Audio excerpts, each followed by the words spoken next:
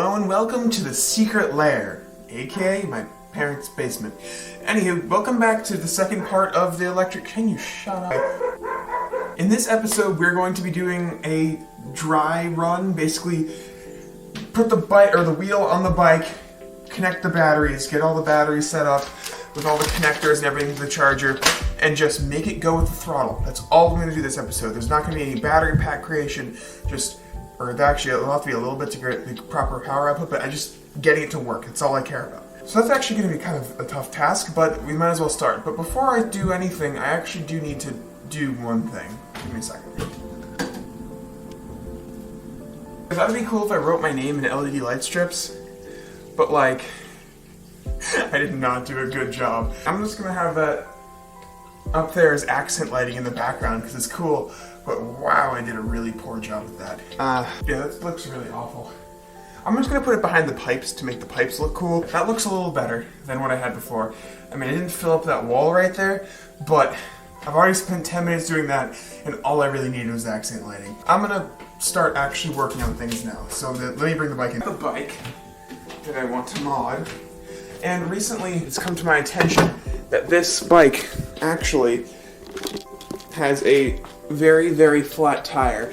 But that's okay. It doesn't really matter because I'm gonna be switching out one of the tires anyway, so I can just put the other two and flip them out. I don't actually have a bike stand, but what I do have is a bike.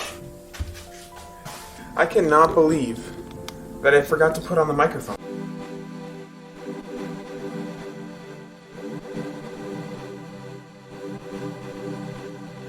So in that box from Voila Mart, as it's called, I got a couple things. I got the inner tube for the tire. I got the actual wheel itself. This looks about the right size. And then this thing has powered whatever the heck all these things are. I'll figure that out soon. And then the actual physical tire itself, which is the same width as that, which is good. And then we also got a box of goodies. Oh, that thing's so heavy. Just gotta stab it. Full of all the fun stuff. We got the torque thing that like understands how fast you're pedaling. Just a lot of stuff. The brakes, everything. So back to time lapse.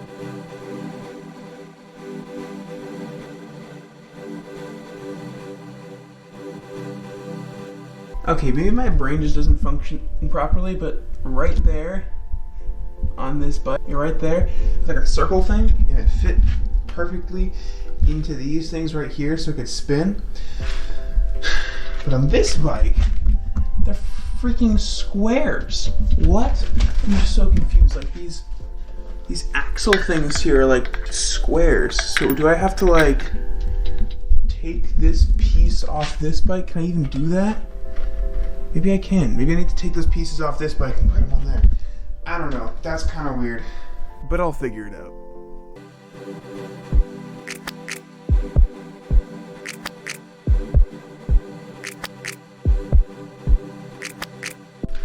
It's just so close to fitting. I can't help think that that should just slide in, but it doesn't. I don't know. Maybe I need to like sand it down. That would be kind of stupid, but it seems like it should work, which is not good. I'm gonna actually read the user manual. I'll get back to you in a bit.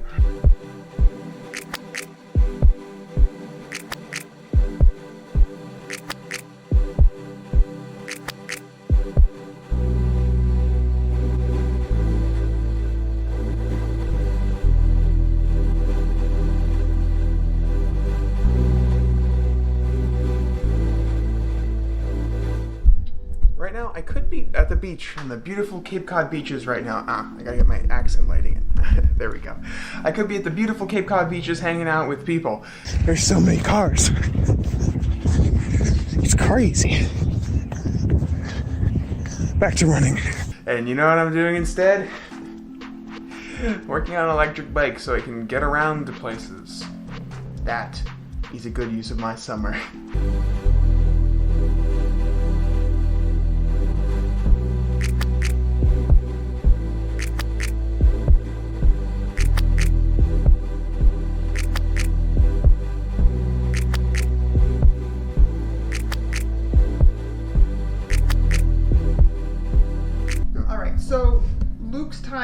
fit in the structure there. Unfortunately, I ran into a roadblock. So he needs to file it down, and so I'm gonna go up to my pottery area and get like a 1940s metal file. I'll be right back. So I found these at a sale last summer for about $1, and so I use them in my pottery, but we think maybe it's better on Luke's bike.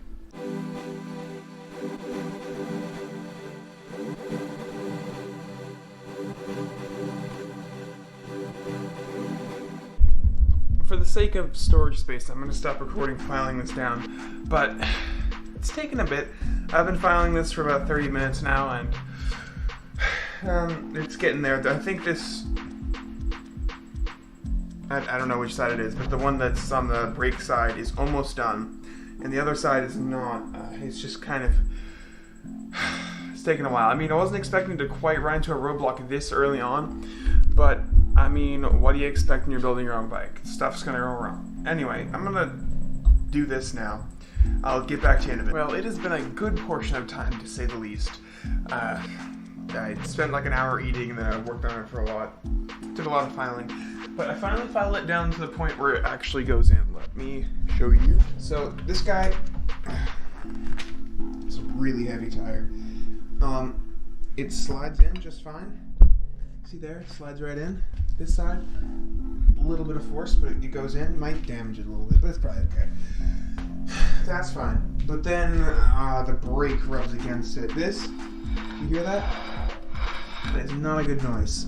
So I was thinking about what I could do with this, and I thought about also like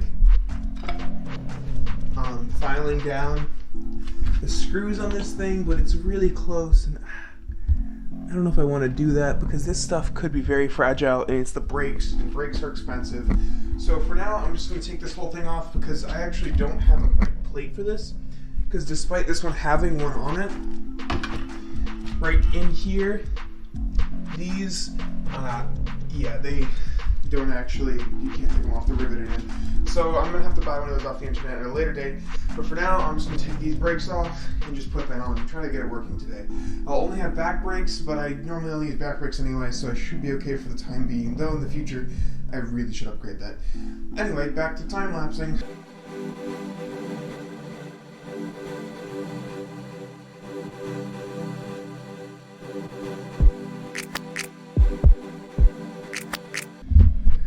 Definitely going to put those brakes in a secure spot because those are nice Shimano brakes and I don't want to lose those. So I'm going to put those away, and then I think I can just put the tire on and we're good, and I can finally start moving on to other things because it'll be mounted.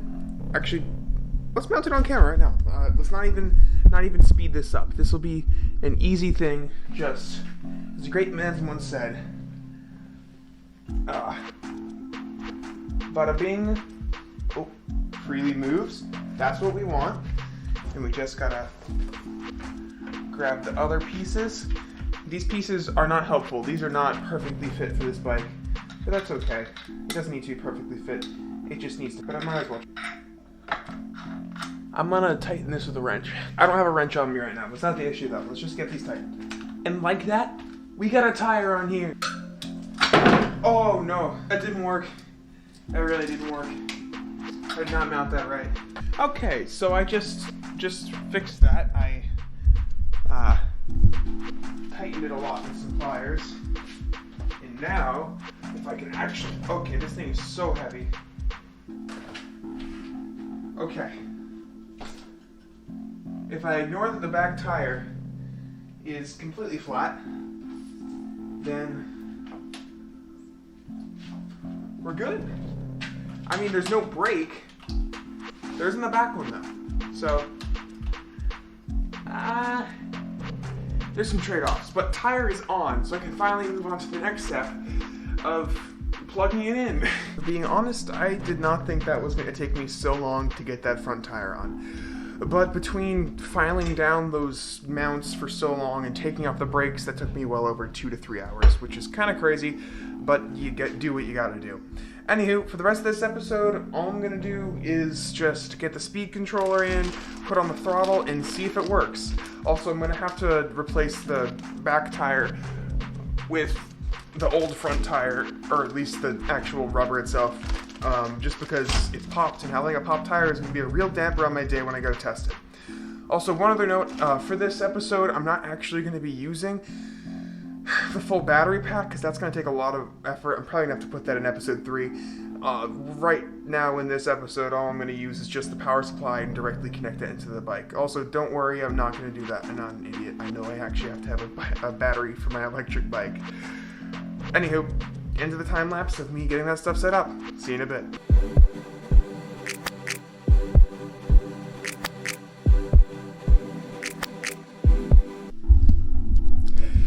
I was going to finish this up today, but I gotta do some editing. I gotta edit all this footage.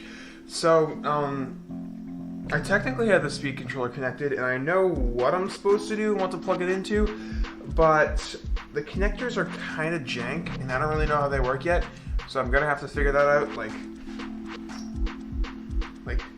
the heck? What even are these? You can't see them because they're not in focus. There we go. Well, who designed this? This is a very weird connector, but it doesn't look too complicated. I could probably just stick some wires together and have it work. So I'm gonna call it a night now and edit all this footage, and I will see you on the next day I work on this. See ya. Hello and welcome back to Undisclosed Location. It's been a couple of days since I've worked on this. It's actually kind of sad, but I did get some things done, so I'm going to show you what I got done before we get into the other stuff. So first off, look what I did. It's a tire that actually is not flat. The flat tire is right here, and the rim is right here. Basically, I took the front tire that was not flat, took it off, took the tire off, put it on the back tire. That took me longer than I would like to admit. And then here we are in the front with the other thing that I did off camera, which was put on the torque arm. The zip tie, ignore that. Basically, the torque arm, it's actually meant as a back torque arm, this thing right here.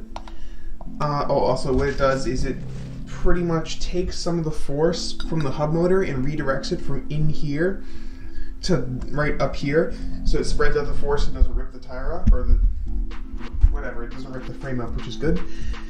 And I kind of jiggered it on with two of these things put into each other. It's kind of janky, but it works. Hopefully that torque arm works, because I don't want to have to buy a front torque arm, because I accidentally bought a back one. Basically what we're going to be doing in this part of the video is just to get it up and running. Here's the connectors that go into the bike, and here are the power connectors, and I was questioning last recording session, how the heck are we going to use these cables? And I was like, oh right, I have a soldering iron for a reason. So right now I'm just going to snip off these endings, strip them, and put them into XT60s. So that's what I'm going to be doing first, and I'm going to get right into it.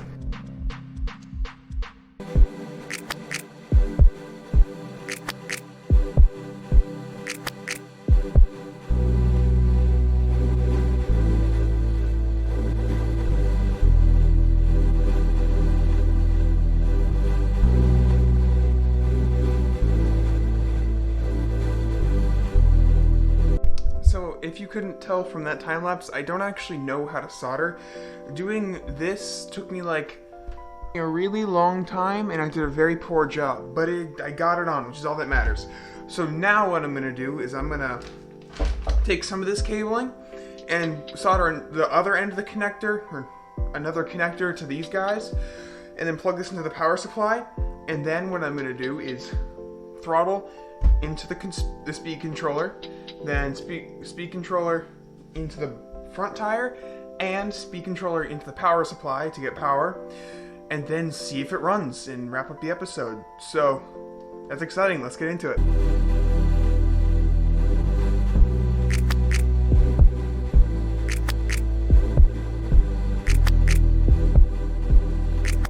Also, quick note, I just threw some shrink wrap on this connector, just because I did not trust my soldering job to stay on there, and I hope it keeps it on there a little bit. Also, it's not waterproof, but it'll help the water resistance a bit.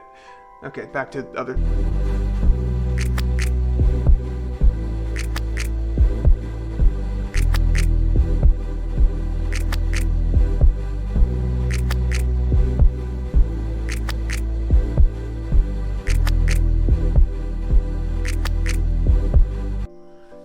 that, the connector is on. And like that, I mean that took me a really stupid amount of time.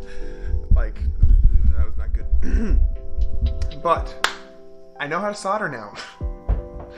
Anywho, let's get these parts together. I got the power supply. Also, the power supply, because I was using it to charge my other electric bike, don't think about it, has the main power cord that goes to the wall already connected, and it has this other little one, but that's for a different device. I'm just going to be using other slots on it to plug in the bike, the big bike.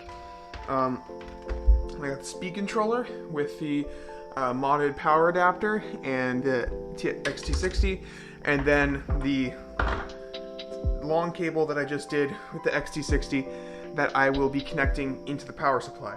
So I'm going to time-lapse setting everything up, and then, oh right, the throttle, yes, and the throttle. And once I get all this set up on time-lapse, we'll see, and that's probably going to be the end of the video, unless something goes catastrophically wrong, and I have to go back to square one. I really hope not. If this works, that'd be great. Anyway, into the time.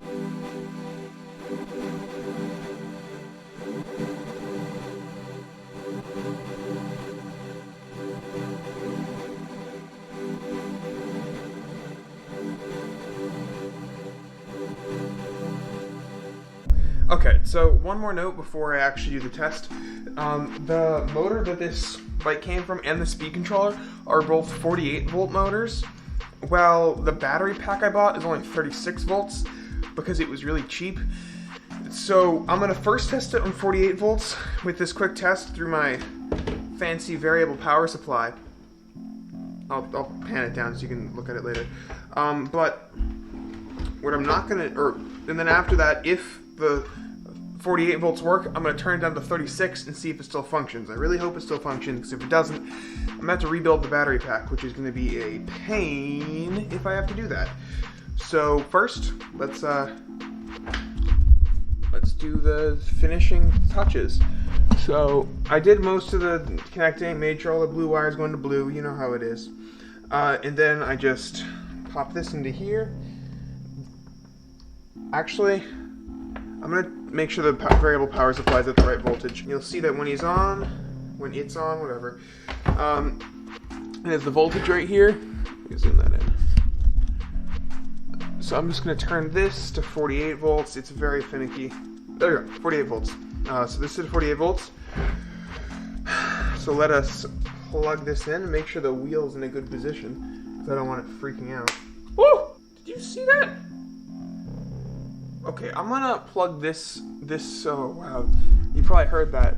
I'm gonna plug this in before that, because I don't want any sparking. Okay, 48.2 volts is being pushed in. This is plugged in, this is plugged in. Let's get this wheel, hold that in place with my elbow. Ooh, lights up. It works.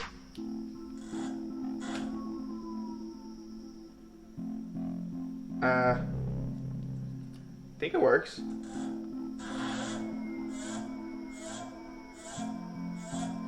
That's a weird noise. I don't know why it's making that noise. Oh, I think I know what's happening.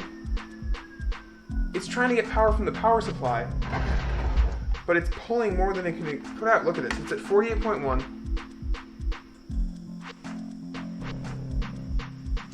It technically works. Okay, let's pull this down to 36 volts and see if this works. No. 36.3, that's kind of around where my battery pack will be. Nothing happens. Let's push this up to like 37. 39? Nope. Okay, so what we have learned. It works! Everything's plugged in. The motor technically works. It's making a bad noise, which is not good. I'm gonna send that to a couple people that know a little bit more about this than I do. But besides that, it's a success. I mean, I'm gonna have to rearrange my batteries, but that's okay. I can do that. I'm more than competent with that kind of stuff. But what does matter is the bike freaking works. That's awesome. The speed controller works, power supply works, so good job, me. You got all the things done this episode. You got the bike mounted, got the torque arm on, had to take off the brakes, replace the back tire. It's looking good. Anyway, I think that's the conclusion of this episode, episode 2 of the electric bike series. And next time I'm going to see you guys, and we're going to be doing battery shenanigans and general troubleshooting. The one thing I'm definitely going to want to look at is how it like lurches, because when it's free spinning on here, it's totally fine. Like it doesn't, maybe not totally fine, but there's minimal resistance. But when I turn that throttle, it kind of jumps. But I think I can fix that. Anywho, thanks for watching, and I will see you guys next time.